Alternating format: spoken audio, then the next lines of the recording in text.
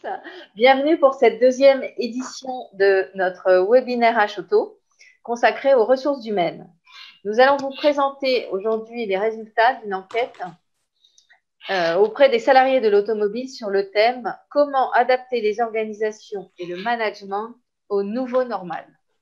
Cette enquête a été conçue pour Autoactu.com et Grand Alexander par Jean-Philippe Perry, consultant en études clientèle et market intelligence, et va vous présenter les résultats. Ces résultats seront également commentés par Christophe Müller-Herth, directeur practice automobile de Grand Alexander. En fin de présentation, nous aurons un échange sur les questions soulevées par cette enquête. Cette session dure 1 heure. Je passe la parole à Christophe Müller-Herth qui va nous donner le contexte de cette étude. À toi, Christophe. Très bien. Bonjour à tous. Ravi de vous retrouver pour cette seconde édition. Alors, le thème du jour est éminemment un thème RH, ressources humaines. Alors, vous l'avez compris, il est dédié à la filière automobile. Mais ce qui nous intéresse en particulier, c'est la vision et des collaborateurs et des managers. Il existe déjà beaucoup d'enquêtes sur ce sujet, mais celle-ci vous est dédiée. Je passe la main à Jean-Philippe pour nous présenter le sommaire. Alors, bonjour à tous. Et je passe effectivement tout de suite au sommaire. Alors, au sommaire, on commencera évidemment par un portrait des participants, savoir à qui on a affaire. Ensuite, une partie du questionnaire qui a concerné tout le monde, de savoir où en est-on aujourd'hui à l'égard du travail à distance. Je vous expliquerai ensuite quel fut le parcours des répondants, puisqu'on a eu sur cette enquête en gros 2 questionnaires. On a eu un questionnaire entre guillemets collaborateur, un questionnaire manager.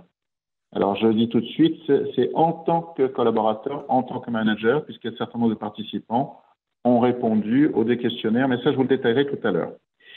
Et puis précisément, on rentrera dans le détail des résultats de chacun de ces questionnaires, donc collaborateur, manager, avant évidemment de vous proposer un certain nombre de conclusions.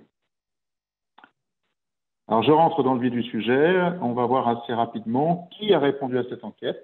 Alors vous avez été 323 personnes, merci à ceux d'entre vous qui ont participé. C'est un bel échantillon compte tenu des circonstances. On avait 3/4 de répondants masculins, 1/4 de femmes, ce qui correspond, sauf erreur de ma part, peu ou prou, à la réalité du secteur automobile. Une moyenne d'âge de proche de 52 ans, 51,9, avec un contingent un peu plus important sur les 50-54 ans, qui représentait 1/3 de l'échantillon. S'agissant des fonctions, nous avons eu 14% de présidents chefs d'entreprise, 18% de cadres dirigeants, 61% de cadres et directeurs, qui constituent donc, j'allais dire, le gros du contingent, et 8% d'employés et techniciens. S'agissant de la typologie d'entreprise, la moitié des répondants viennent d'une grande entreprise, et c'est assez logique dans le secteur automobile. On entend par grande entreprise 5000 personnes et plus. Une personne sur 5 vient d'une ETI. La même proportion, peu ou prou, vient d'une PME et 10% des répondants d'une toute petite entreprise. Les collaborateurs des constructeurs étaient représentés à hauteur de 39%, 17% pour les équipementiers, 12% pour les groupes de distribution, 6% pour les établissements financiers et bien sûr un certain nombre d'autres entreprises. S'agissant cette fois des fonctions, 1/3 des répondants provient de la fonction commerciale, 15% de la direction générale, 14% marketing communication, 8% pour l'ingénierie et puis vous voyez par la suite dans une proportion plus faible, direction de projet, direction financière RH, direction industrielle, direction des achats et direction logistique. Alors, je vous propose d'attaquer tout de suite sur les résultats avec cette première partie, donc concernant la situation actuelle à l'égard du travail à distance. Alors, un petit retour en arrière malgré tout, de savoir combien d'entre vous ont eu recours au télétravail durant le confinement. Alors, ce n'est pas une surprise, 85%. La moitié des répondants a eu recours au télétravail, au travail à distance, donc en intégrale. Et on va dire un très gros tiers à travailler de façon partielle. 7% ont dû cesser toute activité, 9% ont poursuivi comme avant, et comme avant, on entend probablement pour ces personnes-là des gens qui sont en itinérant. Alors, qu'en est-il de la reprise, entre guillemets, puisque évidemment le terrain de cette enquête a été effectué avant l'annonce qui nous a été faite hier soir d'un retour au confinement. Eh bien, nous étions, si je puis dire, assez loin de l'ancien normal, puisque, en gros, une personne sur 5 avait repris à 100% en présentiel. Pour les 80% restants, ce sont des gens qui avaient recours au télétravail. Alors, on le voit dans des proportions diverses, majoritairement en présentiel pour une personne sur 5, à proportion égale également pour une personne sur 5, un tiers majoritairement en travail à distance et encore une dizaine de pourcents qui étaient à 100% en travail à distance. Au total, on sait que 83% des répondants qui ont travaillé à distance pendant le confinement ont continué à le faire d'une façon ou d'une autre lors de ce qu'on va pouvoir appeler maintenant la première reprise. Et on notera même qu'une petite proportion de ceux qui n'avaient pas eu recours au travail à distance ont fini par y recourir après au moment du déconfinement. Alors, on a bien sûr voulu savoir quelle était l'opinion des participants à l'égard du télétravail. En deux temps, la première, c'est effectivement savoir quelle est l'opinion d'une façon générale. 85% de gens favorables, un tiers très favorable, une moitié plutôt favorable. Et puis surtout, on a voulu savoir si cette opinion avait évolué dans le temps. Ce qu'on voit, c'est que pour la moitié des répondants, cette opinion a évolué à faveur du travail à distance. Et pour 40% d'entre eux, elle n'a pas changé, mais il faut savoir que sur ces 40%, on en a 80% qui sont favorables au travail à distance. Donc de façon très simple, on a un quasi-plébiscite à l'égard du travail à distance et quasi-plébiscite qui s'est renforcé au vu de l'expérience, puisqu'encore une fois, une très grande majorité de gens ou ont évolué en faveur du travail à distance ou n'ont pas changé d'avis mais étaient déjà favorables à ce travail à distance. Donc c'est un résultat extrêmement clair de ce point de vue. Pour autant, concernant les modalités d'application, j'entends par là comment ces personnes qui sont favorables au travail à distance souhaitent l'appliquer à partir alors j'allais dire maintenant, mais ce sera maintenant reporté un petit peu, ce sera dans le futur, et on va dire au moment de la reprise. Alors on voit qu'il y a une petite proportion qui reste défavorable, 7%, ou 15 jours télétravaillés. Et on a ensuite la moitié des personnes favorables au travail à distance qui souhaitent néanmoins une primauté du présentiel. Et concernant les personnes qui souhaitent une primauté du travail à distance, c'est un tiers des répondants. Alors vous le voyez, les réponses sont assez diverses, c'est-à-dire que tout le monde n'a pas la même vision du travail à distance, ou plutôt du mix entre travail à distance et travail présentiel. Et évidemment, on imagine bien que ça laisse augurer d'un certain nombre de difficultés d'organisation pour les entreprises au moment de le mettre en place, si on souhaite, entre guillemets, faire plaisir à tout le monde. Dernier slide sur cette partie. Comment est-ce qu'on envisage le travail à distance vis-à-vis de l'entreprise ou des collaborateurs? À qui est-ce que c'est bénéfique? La réponse est extrêmement claire, puisque les 3/4 des répondants considèrent que le travail à distance est bénéfique aussi bien aux collaborateurs qu'à l'entreprise. Et donc, on est dans ce qu'on peut définir comme une relation gagnant-gagnant. Très rapidement, 12% considèrent qu'il est plutôt favorable aux collaborateurs, 8% qu'il est plutôt favorable aux entreprises, et on retrouve la petite proportion de répondants qui n'est pas favorable du tout au travail à distance. Christophe, je crois que tu as quelques commentaires sur le sujet. Oui, quelques commentaires en effet. Bon, comme on a pu le constater, le nouveau normal, il s'installe dans la durée et il est plébiscité. Je rappellerai juste une étude récente des Échos qui rappelait qu'en 2019, c'était finalement 15% des entreprises françaises qui avaient recours au télétravail. Et suite au confinement, c'est aujourd'hui plus de 77%. Donc, je crois qu'il n'y a pas beaucoup de débats. Et ce qui est intéressant, c'est qu'en dépit d'une mise en place sous la contrainte, dans l'urgence, le télétravail est renforcé au fil du temps et s'installe donc durablement. Mais il ne semble pas pour autant qu'il remplace le présentiel et ne le remplacera sans doute pas. Il n'y a qu'à s'intéresser d'ailleurs au nombre de jours souhaités entre le présentiel et le virtuel. Et là, il y a encore beaucoup de réglages à réaliser. Ce qui semble aujourd'hui une certitude, c'est que le 100% télétravail est utopique et n'est pas souhaité d'ailleurs. Hein. Autre point, donc un télétravail qui est perçu comme gagnant-gagnant pour la majorité des répondants, qu'ils soient managers ou qu'ils soient collaborateurs. Et donc, on va regarder, et je cède la parole à nouveau à Jean-Philippe, pour nous expliquer la méthode utilisée et voir la différence des réponses entre collaborateurs et managers. Merci Christophe. Donc effectivement, je vous le disais tout à l'heure, on a alors on va essayer, voilà, on a un parcours qui a peu différent pour les répondants sur cette étude. Donc, on vient de voir ce qui a constitué, dans le fond, le tronc commun de l'étude. À partir de maintenant, on a effectivement deux questionnaires. Donc, un questionnaire collaborateur et un questionnaire manager. Alors, une fois encore, j'insiste sur ce point. Quand je dis questionnaire collaborateur, c'est qu'on répond en tant que collaborateur. Questionnaire manager, on répond en tant que manager. Et vous allez voir qu'une bonne partie des répondants de l'étude ont répondu aux deux. Donc, on a demandé aux gens de faire en quelque sorte une gymnastique intellectuelle qui a bien fonctionné. Alors, comment ça se passe ?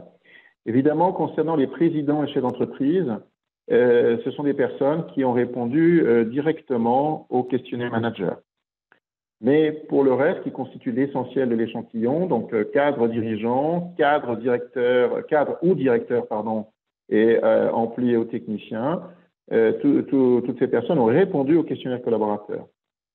Ensuite, on a demandé, à la suite du questionnaire collaborateur, on a demandé à ces personnes si elles manageaient une équipe. Et là, vous avez la réponse sous les yeux.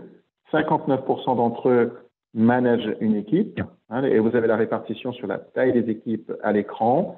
Eh bien, ceux-ci ont répondu au questionnaire manager. Et ceux qui, bien sûr, ne managent pas d'équipe n'ont pas répondu et ont directement passé à la suite, donc qui est ce qu'on appelle le sociodémo, savoir les informations personnelles.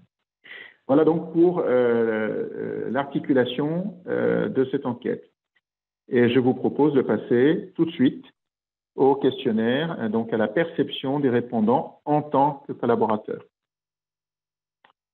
Alors, le premier point concerne les avantages liés au travail à distance. Alors, je précise une chose importante concernant la méthodologie de cette question. Vous savez, quand on parle d'études, on parle de méthodologie, et donc c'est important de souligner comment la question a été posée, surtout comment elle a été répondue. Si vous vous rappelez, pour ceux qui ont participé, on avait un certain nombre d'items qui étaient proposés. Donc, en l'occurrence, ici, sur cette question, un certain nombre d'avantages avec jusqu'à 3 réponses possibles. C'est-à-dire qu'on pouvait ne pas répondre. Il y avait un item, rien de tout cela, que je n'ai pas affiché, mais il était possible de ne pas répondre si on considérait qu'aucun des avantages cités n'était valable. Ou on pouvait répondre jusqu'à 3, donner jusqu'à 3 réponses. Donc, 1, 2 ou 3. Alors, ça vous explique deux choses. Ça vous explique d'abord, évidemment, que les pourcentages additionnés ne sont pas équivalents à 100%. Et surtout, une chose très très importante à avoir en tête, les réponses avec de petits pourcentages. Je prends par exemple l'avant-dernier, une économie financière. Ça ne veut pas dire que ce n'est pas important. Ça veut dire simplement que ce n'est pas dans les réponses les plus importantes. Donc on n'est pas en train d'opposer ce qui est important et ce qui n'est pas important, on est simplement en train de montrer ce qui a été considéré comme étant le plus important. Voilà. J'insiste un petit peu sur ce point parce qu'on a beaucoup de questions sur ce modèle-là et c'est très important de l'avoir en tête. Et on verra que certains thèmes qui n'apparaissent pas sur certaines questions apparaissent sur d'autres questions. Alors, s'agissant de cette question-là, donc les avantages liés au travail à distance, la première réponse ne surprendra personne, mais elle est tout de même massive. Pour les 3/4 des répondants, le premier avantage du travail à distance, c'est évidemment une réduction, voire pas du tout, de déplacement. Ce n'est pas une surprise, mais en tout cas, c'est extrêmement souligné. La deuxième réponse concerne une productivité accrue. Donc là, je vous rappelle, ce sont les collaborateurs qui parlent, et donc eux considèrent que le télétravail ou le travail à distance leur permettent d'être plus productifs, ou du moins c'est le cas de 40% de ceux qui citent cette réponse parmi leurs priorités. Autre élément, et je vais grouper les deux réponses qui suivent, c'est une plus grande flexibilité dans mon organisation personnelle et un meilleur équilibre entre ma vie privée et ma vie personnelle. Donc là, il y a une question qui est liée à l'organisation, qu'il s'agisse de l'organisation du travail lui-même ou de l'articulation entre la vie privée et la vie personnelle. Alors, s'agissant de meilleur équilibre entre ma vie privée et ma vie personnelle, on peut la mettre en relation avec plus de temps disponible pour moi et ma famille, qui a été peu cité, mais qui est cohérent avec cette réponse-là. Simplement, je vous mets en garde sur le fait de ne pas additionner les deux, puisque ceux qui ont répondu au premier item ont également pu répondre au deuxième.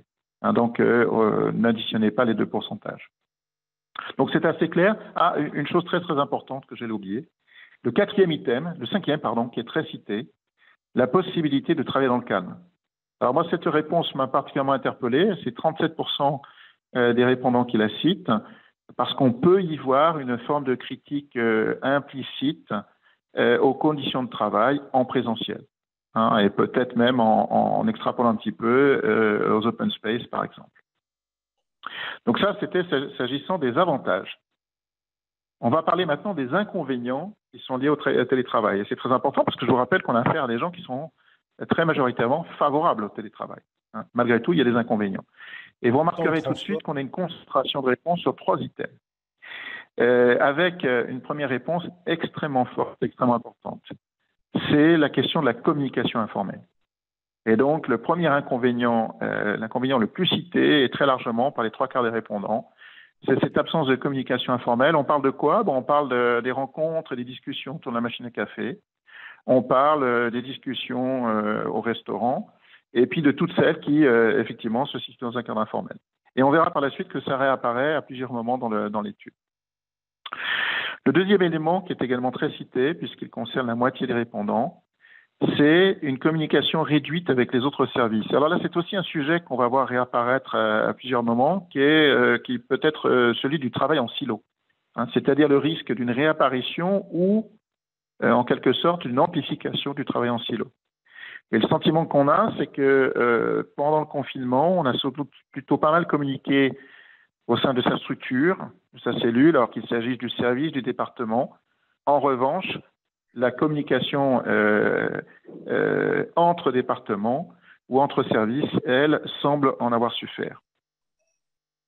Et puis, un troisième point qu'il est extrêmement important de souligner, c'est un sentiment d'isolement. Donc, quelque chose qui est plus individuel, mais cité par 4 personnes sur 10. C'est très important. Alors, j'ai jeté un petit coup d'œil pour savoir si ces personnes-là étaient des personnes qui étaient plus réfractaires au travail à distance. C'est le cas, mais je dirais presque à la marge. C'est un petit peu le cas. Donc, ça veut dire qu'on a quand même une proportion significative de gens ici qui sont favorables au travail à distance et qui, néanmoins, signalent ce sentiment d'isolement. Et ça, c'est clairement quelque chose sur lequel il va falloir travailler au moment où on va maintenir le télétravail. Je passe à la question suivante. On a voulu savoir quelle était l'opinion des collaborateurs à l'égard de la capacité d'adaptation, ou de la façon plutôt, dont leur manager, la hiérarchie directe, s'est adapté au contexte qui a suivi le déconfinement. Donc là, on ne parle plus des confinements, mais on parle de ce moment, entre guillemets, de la reprise. On sait qu'elle s'arrête maintenant, mais de ce qui a constitué la reprise jusqu'ici. On peut très, très clairement signaler un satisfecit, puisque 79% des collaborateurs se déclarent très satisfaits, un tiers d'entre eux, ou plutôt satisfaits pour la moitié d'entre eux. Il faudrait tout de même ne pas négliger les 1 collaborateur sur 5 qui ont exprimé une insatisfaction. Alors, je vais dire une bêtise en quelque sorte, mais si vous avez une équipe de 5 personnes, statistiquement, eu égard à cette enquête, il y a des chances pour qu'une de ces personnes soit de ce point de vue insatisfaite. Donc, il ne faut pas le négliger. S'agissant cette fois des attentes à l'égard de la hiérarchie. Donc là, on revient au format 3 réponses possibles. Donc là, on parle de priorité. C'est important de signaler parce que vous pouvez voir là, sur le graphe qu'on a des réponses qui sont beaucoup plus éclatées, entre guillemets. On a moins de concentration. Alors, qu'est-ce qu'on a? On va retrouver sur le premier item le thème de la communication sur le premier et deuxième item, le thème de la communication. Le tout premier concerne les réunions présentielles. Donc, on parle de télétravail, et vous voyez que là apparaît un élément extrêmement important, qui est celui du présentiel. On l'a signalé tout à l'heure. Hein. Ce qu'on a dit dans le fond, c'est que la demande aujourd'hui, c'est pas une demande de télétravail. C'est une demande d'un mix entre télétravail et travail présentiel. Et on a vu que ce mix, il est extrêmement variable suivant les répondants. Et là, on retrouve ce thème, hein, le thème du présentiel, puisqu'on a un tiers des répondants. Une des attentes essentielles, c'est d'avoir des réunions présentielles, mais pas n'importe lesquelles, des réunions présentielles qui donnent envie d'y aller. Deuxième thème, qui a trait à la communication, c'est d'avoir une communication qui soit véritablement interactive. C'est quelque chose qu'on avait déjà vu sur l'enquête précédente. Hein, il y a une demande de communication interactive dans un contexte où la communication top-down, où la communication descendante est favorisée.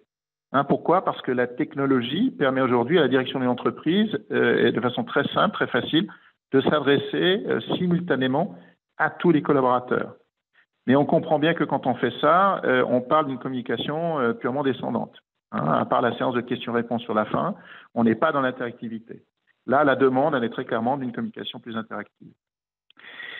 Toujours un tiers des répondants sur un sujet différent, qui est un sujet concernant la reconnaissance des efforts, et je dirais même des résultats, dans ce nouveau contexte, aussi bien en présentiel qu'à distance. Et vous verrez que c'est un thème qui réapparaît, cette question de reconnaître mes efforts, reconnaître ma contribution, et aussi comment le faire.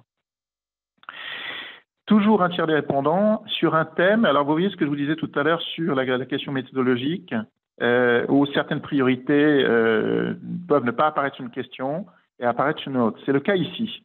Hein. La question des moyens matériels, on l'avait cité sur les inconvénients liés au télétravail, peu cité. En revanche, ici, s'agissant de demande, il y a une demande très clairement d'une aide de l'entreprise pour favoriser la distance sur les questions matérielles. Hein. Alors, ça peut se comprendre.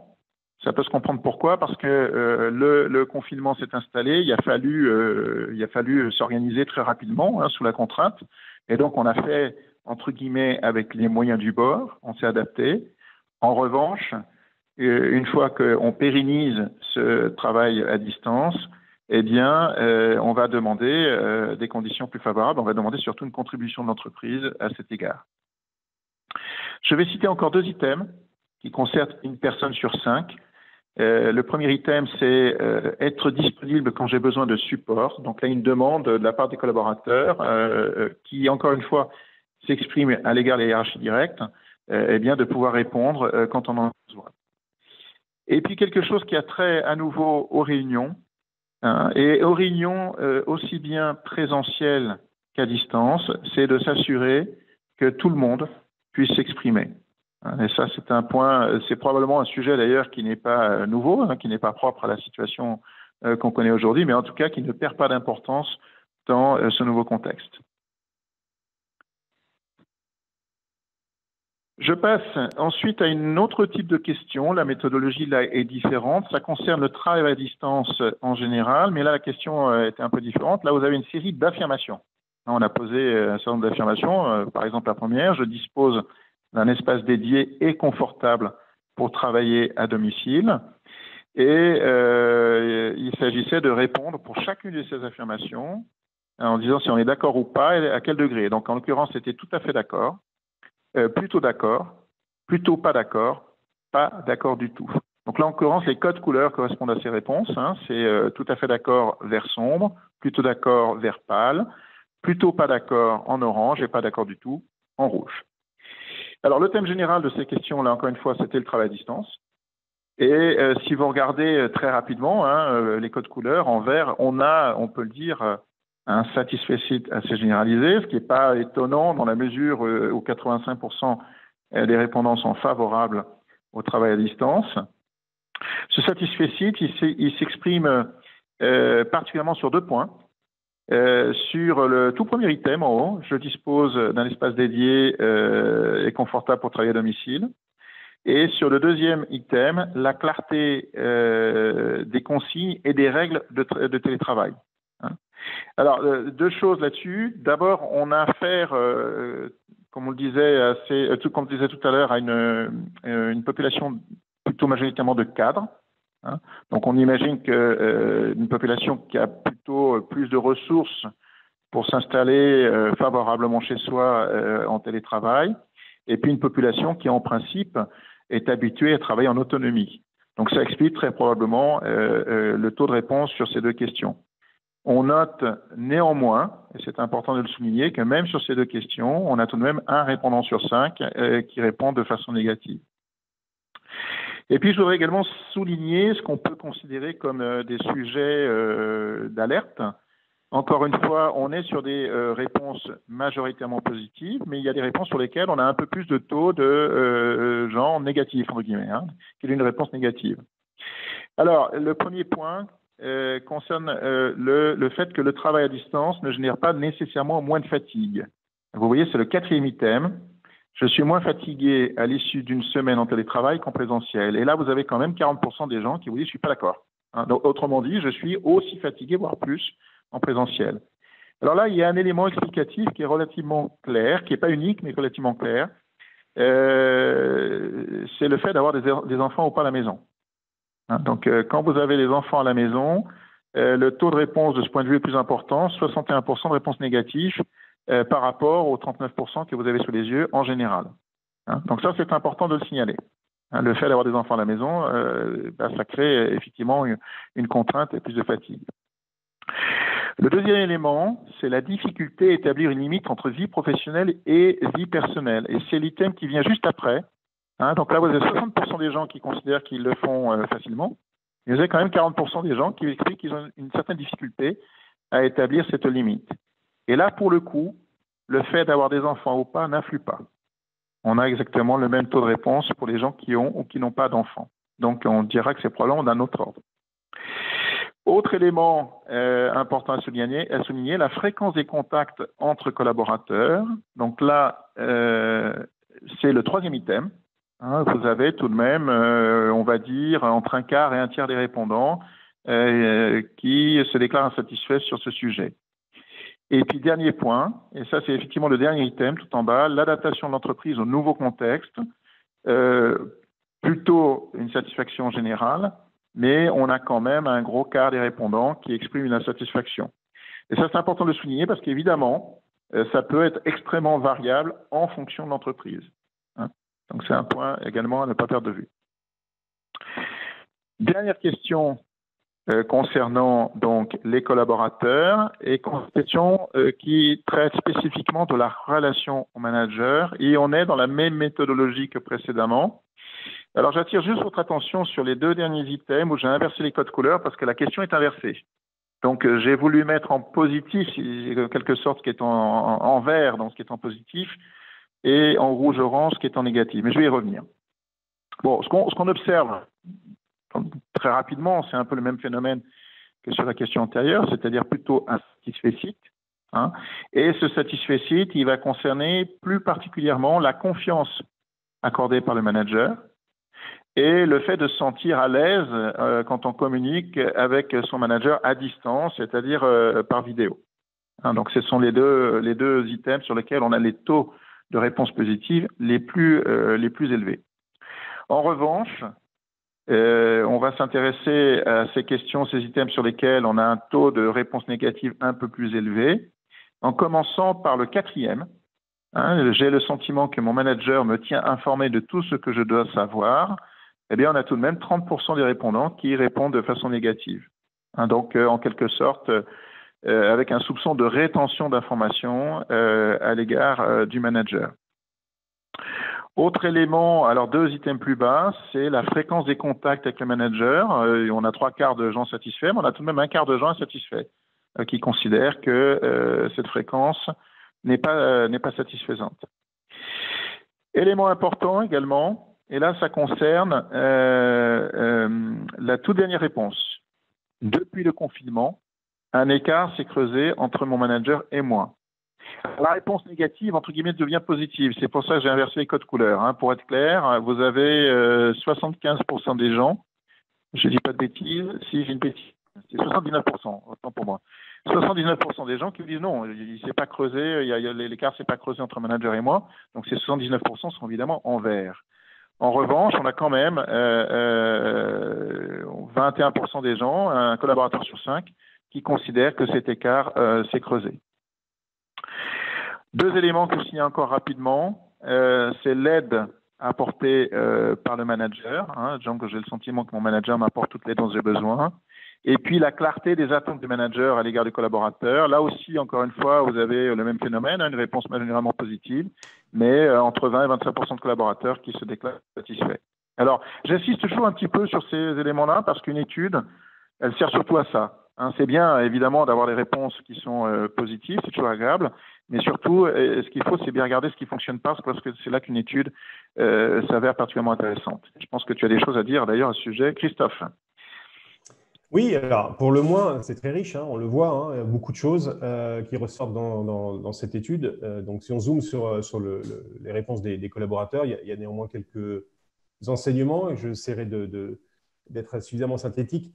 Bon, le constat s'impose, hein, et ça vraiment le mérite de cette étude, c'est que finalement, le télétravail, le nouveau normal plutôt, c'est pas tant le télétravail, mais en fait, c'est le nouveau présentiel, puisque c'est ça que finalement on constate. D'ailleurs, il faudra peut-être qu'on mette un copyright, Jean-Philippe ou Florence, parce qu'on parle du nouveau normal, mais nous, on va parler effectivement du nouveau présentiel. Bon, les autres enseignements, c'est que le télétravail, c'est pas cool à la maison, hein. C'est une productivité qui est globalement jugée en hausse et par tous. Du stress qui ne baisse pas, au contraire, et pas forcément moins de fatigue, malgré le gain, évidemment, du transport. Hein. Alors, il y a un autre point qui, évidemment, est à relever, hein, c'est l'aveu d'isolement. 43% des sondés, on ne peut pas passer à côté. Un manque de reconnaissance. Et là, on touche à des sujets qui touchent forcément au management. Hein. Et puis, Jean-Philippe l'a souligné, c'est le poids, hein, des réponses, hein, quand on parle de la communication et notamment de la communication informelle. Et donc, finalement, il est urgent, notamment pour nos amis managers, de formaliser l'informel, si je peux me permettre, parce qu'on se rend compte qu'avec le télétravail, le poids de la communication informelle dans les organisations permet son fonctionnement. Et ça, c'est autant valable pour les collaborateurs que les managers. Hein, donc, l'informalité est un réel besoin exprimé. Donc, finalement, ce qu'on peut en dire, hein, c'est que ce n'est pas tant moins de présentiel, mais mieux de présentiel avec des problématiques liées au travail en équipe. On l'a vu, hein, un format des réunions de travail qui probablement est à repenser, notamment pour éviter les silos, et on y reviendra, de favoriser des rencontres avec ceux que l'on voit moins. Hein. Et puis, et tu le soulignais aussi, hein, une communication plus interactive. Donc, ce n'est pas forcément moins d'informations. On a vu, hein, il y avait quand même des gens qui estimaient que l'information ne circulait pas si bien. Donc, ce n'est pas moins d'informations, mais davantage de communication et notamment de partage en groupe, mais tout autant des communications one-to-one, des points avec son manager et du feedback, puisque c'est ce qui sépare finalement la communication de l'information. Et globalement, une expérience jugée plutôt favorable, hein, par les collaborateurs quand ils regardent et constatent la relation au manager, ce qui n'était pas gagné, hein, mais des insatisfactions qu'il ne faut pour autant pas laisser de côté. Et c'est ce qu'on va voir maintenant avec Jean-Philippe à nouveau, en comparant les réponses côté manager. Merci Christophe. Alors effectivement, on passe maintenant à la perception en tant que manager. J'insiste sur ce point. Pourquoi? Parce que, comme on l'a vu, les gens qui ont répondu à cette partie-là, alors il y a une petite partie qui n'a répondu qu'à cette partie. Ce sont ceux qui ne sont en quelque sorte que managers, hein, autrement dit les présidents d'entreprise ou chefs d'entreprise. Mais la très grande majorité des répondants, ce sont des gens qui avaient répondu auparavant au questionnaire dont je viens de vous montrer les réponses. Donc, petite gymnastique intellectuelle, ils ont changé de casquette, mais on sait que ça a fonctionné. Alors, évidemment, ce qui va être intéressant, c'est de voir ce qui match. Et puis là, il y a des choses un petit peu spécifiques pour les managers. Alors, on va reprendre les mêmes questions, la même structure, j'insiste sur ce point, jusqu'à 3 réponses possibles. Donc, encore une fois, là, on est dans la priorisation. Et on repart sur les avantages liés au télétravail. Alors là, pour le moment, on peut dire qu'il y a consistance, puisque je crois qu'à un point près, le premier item est exactement le même, et c'est massif. Moins de déplacements pour les collaborateurs. Bon, j'insiste pas trop lourdement là-dessus, on comprend bien. Hein, c'est effectivement l'avantage numéro 1 du travail à distance. Le deuxième élément me paraît très intéressant. On est à 4 managers sur 10. Et plus d'autonomie accordée à mes collaborateurs. Donc là, c'est un point particulièrement intéressant parce que ça signifie aussi que pour ces managers, l'autonomie constitue une valeur positive. Donc on n'est pas dans le chef, entre guillemets, on est bien dans le manager. Autre point important, pour un tiers des répondants, une plus grande flexibilité dans l'organisation du travail de mon équipe. Donc là, on retrouve un thème commun. Vous vous souvenez que les collaborateurs considèrent que, pour un certain nombre d'entre eux, considèrent que le travail à distance apporte de la flexibilité, y compris dans l'organisation de son travail. Et là, on retrouve cette flexibilité, mais cette fois dans l'organisation du travail vis-à-vis de l'équipe. Le point suivant, qui concerne un gros quart des répondants, a trait aux réunions, des réunions jugées plus efficaces. Et là, c'est peut-être quelque chose qui est un petit peu plus spécifique à la vision des managers. Et puis, je voudrais également citer les 2 points suivants. Le premier qui concerne un gros quart des répondants. Le télétravail, c'est une réponse aux attentes de certains collaborateurs. Alors ça, c'est intéressant parce qu'on peut le comprendre évidemment comme des attentes qui étaient préexistantes. C'est-à-dire que c'est quelque chose que certaines personnes attendaient. Et puis, les circonstances... les cas de force majeure, comme on dit, ont permis finalement de le mettre en place. Ce qui peut expliquer bien évidemment l'adhésion très large des collaborateurs au télétravail, ou pour le moins à un mix entre télétravail et travail présentiel. Et puis le dernier point que je vais... alors non, pas le dernier d'ailleurs, c'est l'avant-dernier que je vais citer, une productivité accrue de mon équipe. On le sait que tout à l'heure... on a vu que les collaborateurs considéraient également que le travail à distance était source de productivité. Ils étaient plus nombreux d'ailleurs, ils étaient 40% à le citer. Alors encore une fois, ça ne veut pas dire que les managers qui ne l'ont pas cité ne considèrent pas le télétravail comme source de productivité. Ça veut dire qu'ils avaient des choses plus importantes à nous dire avant. Et puis un point qui me paraît aussi important de souligner et qu'on a peut-être tendance à oublier pour est cité par un répondant sur 5. C'est plus de temps disponible pour le travail que j'ai effectué en dehors du travail de management. Et on sait très bien, la plupart des managers sont des gens qui ont 2 vies. Ils ont une vie de manager, mais ils ont une vie également de collaborateur. C'est-à-dire que quand les réunions sont terminées, eh bien, il y a un certain nombre de tâches à effectuer tout seul devant son ordinateur. Et bien pour un certain nombre de ces personnes, le télétravail ou le travail à distance facilite cette partie-là du travail. On va parler maintenant des inconvénients. Alors les inconvénients, à l'inverse, on a une concentration dans les réponses sur un certain nombre d'items qui est un peu plus forte, notamment les 3 premiers items, et les 2 premiers qui sont cités par la moitié des répondants, ce qui est quand même très important sur ce type de réponse, ce type de méthodologie. Le premier, très clairement, remet en avant un thème qu'on a cité tout à l'heure et qui pour moi est l'un des grands sujets de l'étude, c'est le risque du travail en silo. Donc le risque d'isolement à l'égard des autres départements de l'entreprise. Encore une fois, on voit bien ce qui s'est passé. On a mis en place le travail à distance, le télétravail sous la contrainte. Ça s'est plutôt bien passé au sein de la cellule, du département, de la direction, du service. En revanche, il s'est produit un éloignement à l'égard des autres structures d'entreprise. Et donc ça, c'est perçu très clairement comme un risque. Et il faut en tenir compte. Deuxième élément cité là aussi très fortement par la moitié des répondants, et c'est un sujet très important, c'est le risque de perte de cohésion de l'équipe. Et ça, c'est un sujet qu'on va voir revenir très vite dans les 2 slides qui suivent. Également signalé dans une proportion un peu moindre, mais tout de même par un répondant sur 5, une difficulté à organiser le travail de l'équipe entre le présentiel et le virtuel. Et puis très rapidement, je cite également une difficulté accrue à évaluer la performance de mes collaborateurs ou collaboratrices. C'est quelque chose, on a vu un petit peu apparaître tout à l'heure, on va le voir revenir. Hein, c'est cette question qui est tout de même en filigrane par rapport au télétravail. C'est comment est-ce qu'on fait, dans le fond, pour à la fois évaluer, reconnaître le travail et la performance des collaborateurs, sachant que de la part des collaborateurs, il y a une crainte à ce sujet.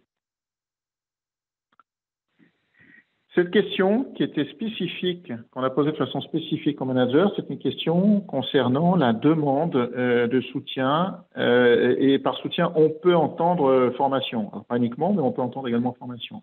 On est toujours dans la même méthodologie, jusqu'à 3 réponses possibles. Donc, encore une fois, on priorise. Et qu'est-ce qu'on voit apparaître dans les priorités? Vous le voyez, quelque chose qu'on vient d'évoquer, c'est le thème de la cohésion de l'équipe.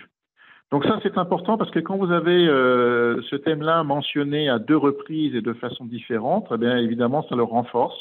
Donc il y a très très clairement un sujet autour de la cohésion de l'équipe qu'on voit apparaître ici. Et je dirais que l'item qui vient juste derrière, qui concerne 1/3 des répondants, alors c'est un item qui apparaît ici parce qu'on n'a pas mentionné dans les questions, on n'a pas mentionné comme choix avant, hein, mais c'est un item important, c'est la question de maintenir la culture d'entreprise au sein de l'équipe. Hein, et là, je pense qu'on peut le mettre en rapport avec la cohésion. Alors, c'est une cohésion un peu différente. Hein. La cohésion de l'équipe, ça peut être la cohésion des membres entre eux, hein, mais ça peut être aussi la cohésion à l'égard de l'entreprise. Et là, dans le deuxième item, on est très clairement sur la cohésion à l'égard de l'entreprise. Autre thème important qui concerne 1/3 des répondants, c'est l'animation des réunions dans un environnement digital. Alors, c'est important parce que c'est aussi bien les réunions à distance que les réunions présentielles. Et donc, on sent bien qu'on a un sujet là-dessus, hein, que cette nouvelle situation pose la nécessité de revoir comment on fait pour animer une réunion. Et puis, j'en parlais à l'instant sur le slide précédent, la question de l'évaluation de la performance dans un environnement digital. Hein, et comment je fais, dans le fond, pour évaluer la performance de mes collaborateurs quand je les vois moins et quand je les vois probablement différemment en présentiel. Hein, donc là aussi, c'est un thème qui est récurrent sur plusieurs questions qu'on a pu poser. Autre question, toujours suivant la même méthodologie, mais question cette fois des priorités personnelles. Là, on demande au manager quelles sont ses priorités pour mieux appréhender le nouveau normal. Donc cette fois, c'est pas une demande d'appui, mais c'est la démarche du manager à l'égard du nouveau contexte. Et vous voyez, le premier thème est intéressant parce que c'est un thème qu'on a déjà évoqué, c'est le thème de la communication informelle. Hein. C'est organiser des rencontres informelles avec mon équipe. Et ça, pour moi, c'est un des grands enseignements de l'étude, hein, c'est l'importance donnée à la communication informelle. Et là, on se retrouve en quelque sorte avec une espèce de paradoxe qui consiste à formaliser l'informel. Hein, comment est-ce que je fais pour organiser l'informel, pour retrouver l'informel dans un environnement où toute une partie du travail se fait à distance. Le deuxième item qui est cité peu ou prou dans la même proportion, ben là il est un petit peu, alors pas à l'inverse, mais il est sur l'autre bout de l'échelle. On est cette fois dans la communication interpersonnelle. Hein. C'est-à-dire qu'en même temps que je dois organiser des réunions informelles avec mon équipe, il faut aussi que je fasse un point en one-to-one. Hein, ou en face à face pour parler français. Hein, donc, faire le point individuellement avec chacun de mes collaborateurs. Autre élément fortement cité par un gros tiers des répondants, c'est revoir l'organisation du travail en fonction du nouveau contexte. Donc, on sent bien ici que ce contexte-là bouleverse l'organisation et qu'il va falloir la revoir. Je saute d'ailleurs, je fais un saut, je reviendrai après sur le quatrième item et je vais directement au cinquième parce que c'est en rapport. C'est définir en commun avec mon équipe une étiquette du travail à distance. Alors ça, c'est très intéressant, hein, ça veut dire que cette étiquette, elle n'existe pas forcément. Hein, encore une fois, le travail à distance s'est mis en place sous la contrainte. Il a fallu avant tout le permettre qu'il existe et on a vu que ça s'est plutôt bien produit, mais ça ne veut pas dire pour autant qu'on sait encore tout à fait comment se comporter dans cet univers-là. Et ce qui est très important, c'est de le définir en commun. Hein. Ici, il ne s'agit pas de dire que l'entreprise définit le code de conduite, il s'agit de dire que le manager le définit en commun avec son équipe. Et donc, encore une fois, évidemment, c'est en rapport avec l'item cité précédemment de revoir l'organisation du travail en fonction du présentiel et du virtuel. Je reviens au 4e item qui concerne, là encore une fois, un tiers des répondants. Reconnaître les efforts et la performance davantage qu'avant le nouveau normal. Alors, on l'a vu, hein, c'est un thème qui est récurrent, c'est le thème de l'évaluation et de la reconnaissance de la performance et des résultats. Et ce qui est important ici, hein, ce qui apporte une dimension supplémentaire, c'est qu'on est en train de dire qu'il faut le reconnaître davantage qu'avant. Hein, c'est-à-dire que le nouveau contexte, avec des moments importants où on ne se voit pas, où on n'est pas en contact, suppose qu'on fasse un effort particulier sur ce thème. Et puis, avant de terminer sur ce slide, je vais citer ce point-là qui est important. Un manager sur 5 évoque le fait de revoir ses pratiques managériales en fonction du nouveau contexte. Je considère que c'est une réponse assez importante parce que c'est une forme de remise en cause. Hein, évidemment, c'est plus difficile de répondre favorablement quand il s'agit de se remettre en cause. Je passe au slide suivant, qui est le dernier slide de cette partie, et on revient à la méthodologie qu'on a pu voir tout à l'heure, hein, où il s'agit d'être en accord ou non avec les propositions qui sont faites, donc tout à fait d'accord, plus ou moins d'accord, plutôt d'accord, plutôt pas d'accord, ou pas d'accord du tout. Alors, on va retrouver un petit peu le même constat, et peut-être encore plus fort, un satisfecit assez important des managers en ce qui concerne la relation avec leur équipe, avec leurs collaborateurs. Hein. Ce satisfecit, il s'exprime encore plus fortement s'agissant de la confiance et s'agissant des attentes du manager à l'égard des collaborateurs concernant le daily business, hein, concernant les tâches au quotidien. Ça tombe bien parce que ce sont exactement les deux items qu'on a trouvés tout à l'heure de la part des collaborateurs. En revanche, 2 points à signaler, et il y en a un qui concerne, je vous invite à regarder tout de suite le dernier item tout en bas, alors qui est inversé. Hein. Il faut redonner du sens aux réunions présentielles. Et regardez un peu la réponse, elle est tout à fait écrasante. Hein. Une très grande majorité de managers considèrent qu'il faut redonner du sens aux réunions présentielles. On est dans ce qui constitue sans doute le thème central des résultats de cette étude, ce qu'on a appelé entre nous, effectivement, le nouveau présentiel. Et puis, un point qui me paraît important de signaler, c'est ce qui concerne la motivation. Et c'est là où on va trouver un petit peu plus, entre guillemets, de rouge et d'orange de la part des managers. C'est peut-être, pour un quart d'entre eux, une crainte à l'égard d'une possible baisse de motivation de leurs collaborateurs dans le contexte digital. Et Christophe, je te laisse la parole. Bien. Alors, moi, ce que je retiens, et encore une fois, c'est assez riche, hein. Si on regarde du côté du constat partagé, effectivement, le sentiment d'isolement, la pratique en silo sont mentionnés, hein, et on comprend que le premier interlocuteur du collaborateur, c'est son manager, hein, ou les membres de son équipe, et il reste pas mal de choses à faire autour. Le besoin informel qu'on a déjà mentionné, l'interactivité de la communication, le travail en équipe. Je vais m'attarder peut-être un peu plus sur les besoins spécifiques, notamment ce qui est exprimé sur le risque de perte de cohésion, et c'est pas rien. Et là, on sent que c'est un besoin exprimé pour lesquels on n'a pas forcément toujours les réponses. Les modes collaboratifs, l'animation des réunions. Et d'ailleurs, ça fait écho à 2 études, je pense à une des échos, justement, qui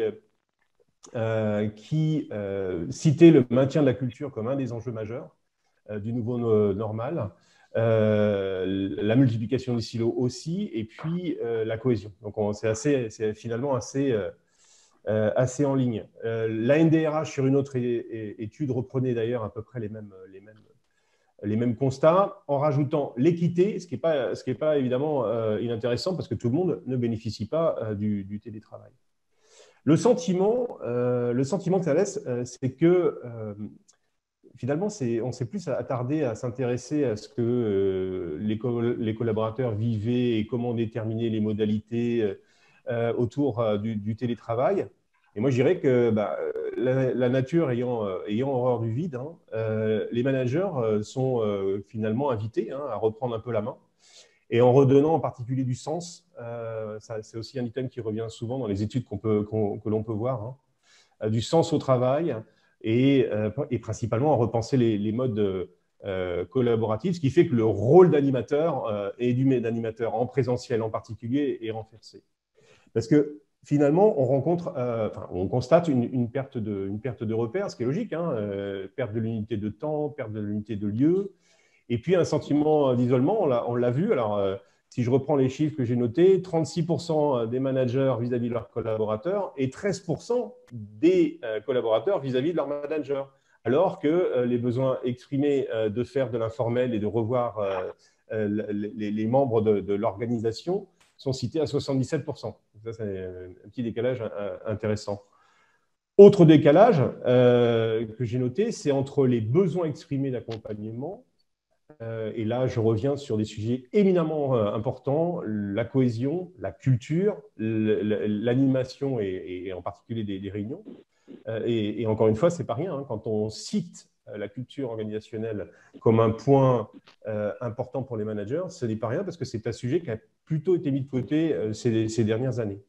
Mais si on regarde les besoins exprimés et finalement, on pose la question juste après des priorités que se donnent les managers pour ce faire, eh bien, on parle de rencontres effectivement informelles, on parle de communication one-to-one et d'organisation du télétravail. Donc finalement, et c'est ce que disait Jean-Philippe, ce n'est pas si simple de se remettre en cause et on sent qu'il y a probablement un besoin d'accompagnement sur notamment le sujet de la cohésion qui revient souvent. Et donc le risque finalement, c'est que les grands oubliés de tout ça, là, de ce nouveau normal, ce soit un peu les managers. Et ils sont seulement, entre guillemets, 22% à avouer, à éprouver des difficultés à organiser le nouveau normal, et on comprend, sachant que c'est peut-être pas une si mauvaise idée du coup que d'échanger dans les organisations sur ces sujets qui sont éminemment impliquants et nécessitent une certaine remise en cause qui n'est pas toujours simple. Bon, on le voit, un rôle du manager qui évolue avec évidemment une partie plus importante liée à l'animation, à la coordination, à la planification, parce qu'il faut organiser ce qui se fait finalement face à son écran à domicile ou pas, et puis le reste. Et là, on touche aux soft skills, on touche au savoir-être. C'est donc bien la posture que ça concerne. Et on pense forcément à la posture du manager serviciel. Je citerai juste, pour mémoire, un résultat de l'étude de la NDRH du mois de septembre, fin septembre. 67% des DRH pensent qu'il est indispensable d'accompagner les managers dans cette transformation des modes collaboratifs. Et effectivement, je suis tout à fait aligné avec ça. L'étude le confirme d'ailleurs, il y a un vrai besoin d'accompagnement, même si aujourd'hui, il n'est pas mis dans les priorités, et pourtant. Il nous reste presque plus de temps, donc si tu peux conclure sur… Oui, on va aller très vite. Pour garder alors, un peu de temps pour les questions. Et juste, signal, si les participants veulent poser des questions, vous pouvez les poser par écrit. Voilà. Allez, Jean-Philippe, à toi. Oui, je vais aller très vite. Ici, je vous ai mis plutôt des morceaux choisis, une conclusion très formelle, très rapidement. 3/4 des répondants, on l'a vu, considèrent le travail à distance comme bénéfique à la fois pour les collaborateurs et pour l'entreprise. 8 collaborateurs sur 10 désignent l'absence de rencontres informelles avec leurs collègues comme étant le principal inconvénient du télétravail, et c'est également le cas des managers. 4 répondants sur 10 parlent de l'isolement provoqué par le télétravail, et on sait que les managers ressentent cet isolement à l'égard de leur équipe. 9 managers sur 10, on l'a vu, considèrent qu'il faut redonner du sens aux réunions présentielles. Je ne m'attarde pas là-dessus, c'est ce qu'on appelle le nouveau présentiel, qui constitue pour moi les résultats essentiels de cette étude. La moitié des répondants, aussi bien en tant que collaborateur qu'en tant que manager, soulignent un risque de retour du travail en silo ou d'une accentuation du travail en silo. Et enfin, pour la moitié des managers, il y a une préoccupation très forte concernant la cohésion de l'équipe, préoccupation qui justifie une demande de soutien, de formation de leur part. Et Christophe, je te laisse la main pour les dernières conclusions. Alors, très rapidement, hein, les conclusions qui s'imposent, c'est que le télétravail, finalement, il questionne le présentiel. Hein. Même si c'est une excellente solution dans le contexte, l'enjeu, il est bien dans le présentiel. La légitimité du manager a été remise un peu en cause, hein, et je vous propose très rapidement de regarder le triangle là, quand on essaie de définir finalement la légitimité d'un manager. Il est souvent intéressant de s'attarder aux trois piliers qui la composent, hein, la crédibilité, qui est plutôt liée au savoir, au savoir-faire, l'objectivité, qui est plutôt liée au savoir-être, comment il délègue, comment il décide, etc. Et puis, le troisième qui est lié aux interpersonal skills, hein, comme disent les Anglais, et comment finalement on crée la confiance. Ce qui est certain, et même si ce n'est pas nouveau, c'est que le nouveau normal fait glisser la légitimité du manager vers plus le recours des soft skills que du savoir et du savoir-faire. Ça, c'est un point.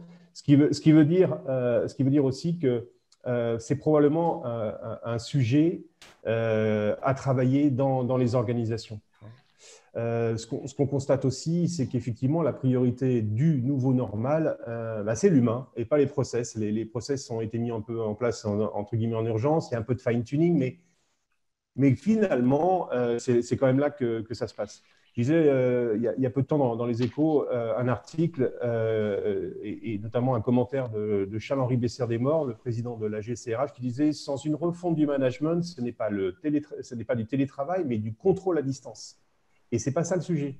Donc, effectivement, réaligner les compétences des managers pour les adapter à ce nouveau contexte digitalisé.